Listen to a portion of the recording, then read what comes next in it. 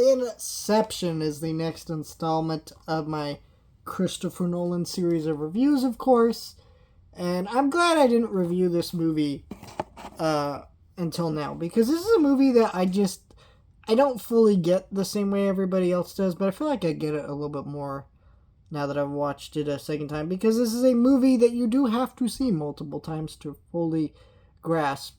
This is a movie that has a lot of great things about it, but it's a complex movie of moving parts and things like that, and it's not hard to follow, but it's,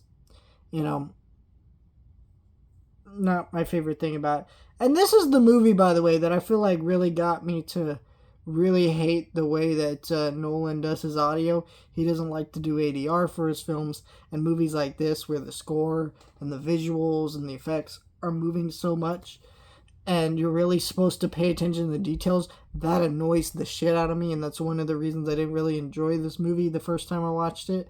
I do think Hans Zimmer's score for this movie is really good. I do really love the effects of this movie and how it looks, and Leonardo, and all that, but it just annoyed the shit out of me, and it still annoys the shit out of me, but seeing it multiple times and be able to follow it a little bit better, having known the plot and I can pay attention to the other details, it works for me. I think what really I caught that made me fully appreciate this movie a lot more when I rewatched it this time is that I just get the vibe.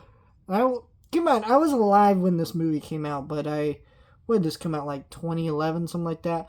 I was like 8 when this movie came out, so I wasn't really going to see a movie like this. This movie wouldn't have even been on my radar. Hell, I wasn't even allowed to watch PG-13 movies back then. My dad wouldn't even let me watch Revenge of the Sith because children get murdered in it. I had very strict parents, and I had to grow up a lot on my own because of that. But, I digress on that. But, so, even if this movie had been on my radar, I probably would not have watched this movie at that age. I probably wouldn't have liked it anyway, so I don't really feel like I missed out there. But Inception is a movie that I just don't,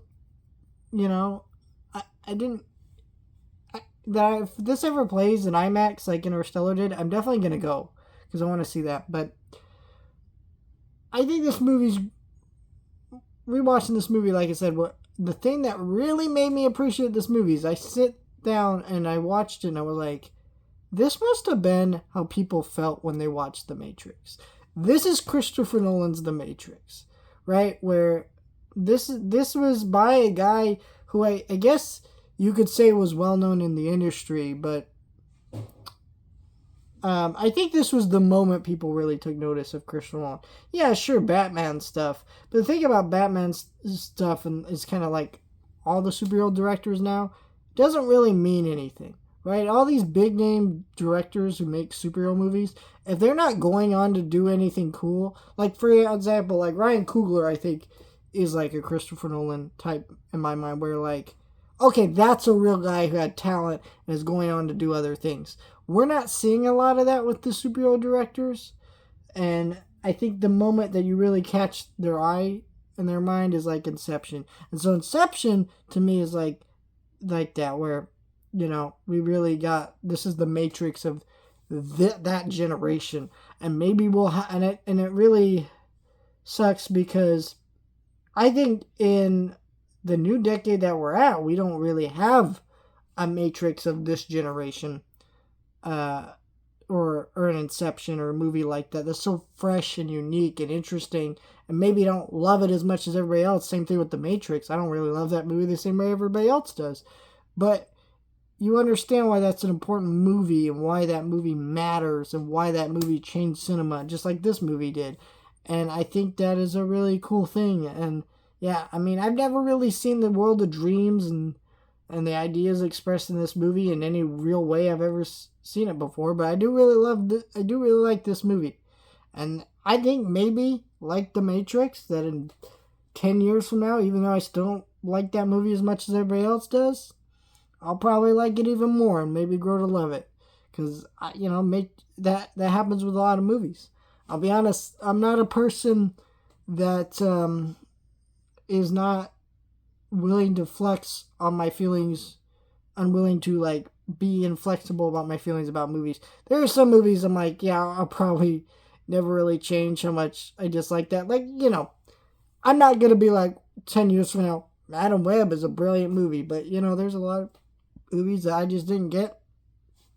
Time goes on, you age, you grow up, things change. I didn't get a lot the Lord of the Rings movies first time I watched them. Had a desire to rewatch them. Now I love them. Things like that happen, and I think this is a great example of that. I do really like this movie. I think it's absolutely incredible, and I'm excited to give this movie some time to grow on me as the years pass. So, yeah, I didn't check my list of which one I'm talking about next week, but I'll have to relook at my list of Christopher Nolan movies. But yeah, good movie.